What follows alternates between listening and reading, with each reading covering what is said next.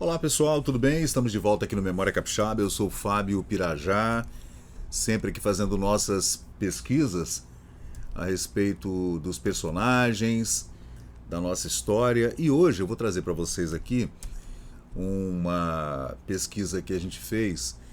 Eu nem me lembro, deixa eu ver. Mas ela é recente, né? Foi em novembro, né? Foi em novembro agora. Eu encontrei aqui essa matéria de 1919, assinada pelo Guilfo, na revista Fonfon, falando sobre o governo de Bernardino Monteiro. Né? Bernardino Monteiro, ele foi governador, ele era irmão do Jerônimo Monteiro. Né? Tiveram um racha político, uma briga. O Bernardino ele foi governador do Espírito Santo logo depois do Marcondes. Marcondes que é o responsável pelo aterro da Lapa do Mangal, da Vila Moscoso, Parque Moscoso, né? Ali por 1912. O Bernardino foi governador entre 1916 e 1919. O Jerônimo Monteiro, ele foi governador, o irmão foi governador entre 1908 e 1912. Né? São governadores do Espírito Santo no período republicano, durante a República Velha, né, que a gente chama. Aí a matéria fala, na revista, perdão, eu falei Fonfon não, é na revista Souza Cruz, de 1919.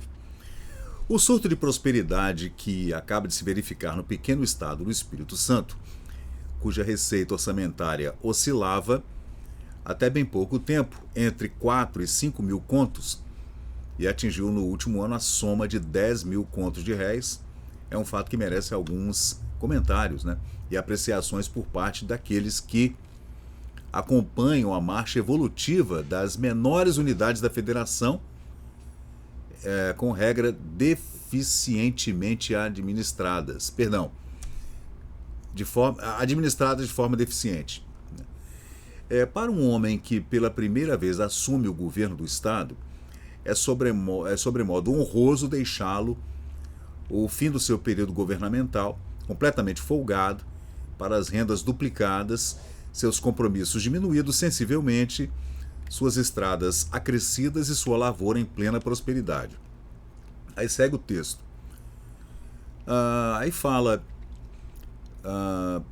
das 4 estradas já ultimadas, das 13 de rodagem que precisavam ser ultimadas em 1919, de Cachoeiro de Santa Leopoldina a Alfredo Maia.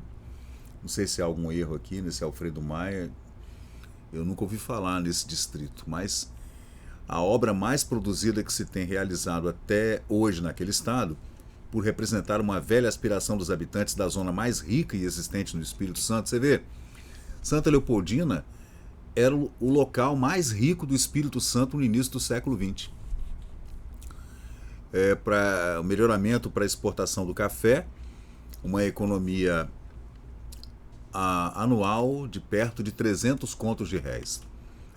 A execução dessa estrada, ligando Santa Leopoldina a Alfredo Maia, estrada de automóveis, que para muitos parecia uma obra inexequível, deve-se ao senhor Bernardino Monteiro, a competência profissional de seu digno auxiliar, o engenheiro Henrique de Novaes.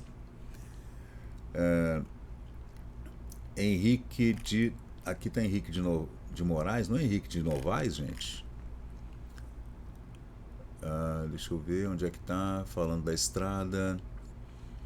É Henrique de Moraes, é isso mesmo, desculpem, hein? Henrique de Moraes, está aqui no texto. Outro serviço de real valor no Estado foi a encampação do Banco Hipotecário do Estado do Espírito Santo. Esse banco, que explorava os serviços públicos de Vitória, como sejam luz, esgoto, água, aviação pública, telefonia, etc., tinha pelo seu capital empregado a garantia de juros a 5%.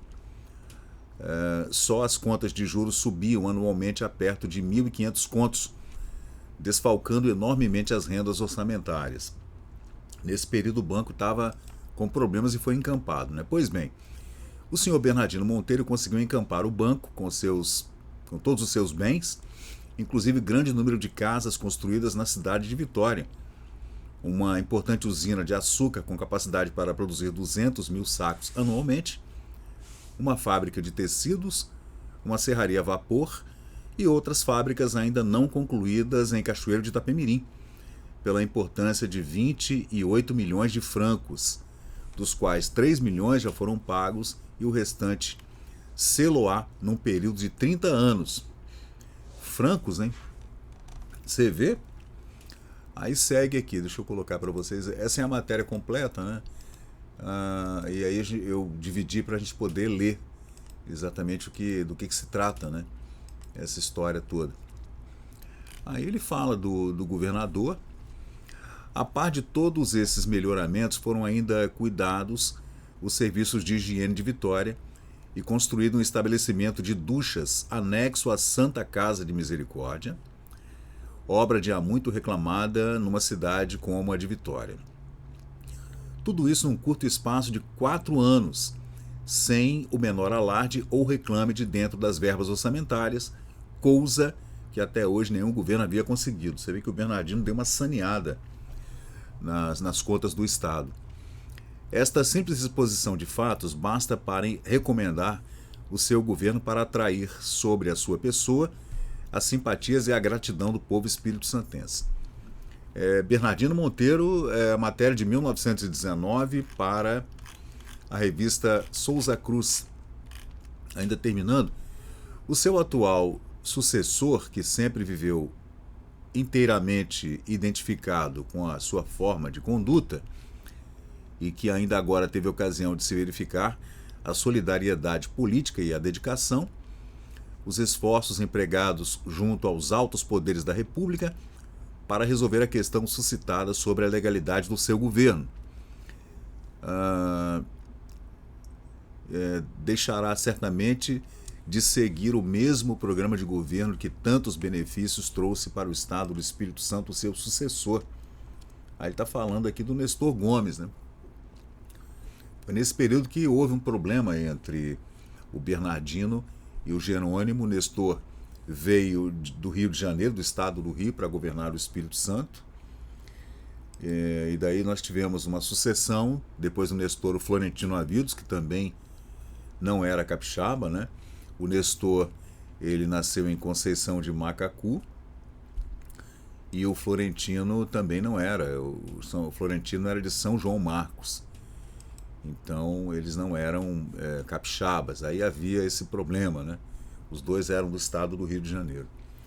Mas, de qualquer jeito, o jornal, a revista Souza Cruz, elogia o governo do Bernardino, falando aqui de muitas melhorias feitas, né? Ele fala do Rio Doce também. Além dos serviços que bastariam para atestar o valor de sua administração, não se descuidou também de cuidar com o máximo interesse das verdadeiras fontes de renda do Estado, isto é, da lavoura, cuja produção aumentou consideravelmente e animou a plantação de cacau nas margens do Rio Doce. Lá no norte se plantava cacau, né? No sul da Bahia também, onde já existem 450 mil pés de cacau, cuja exportação já começa a ser feita ainda esse ano.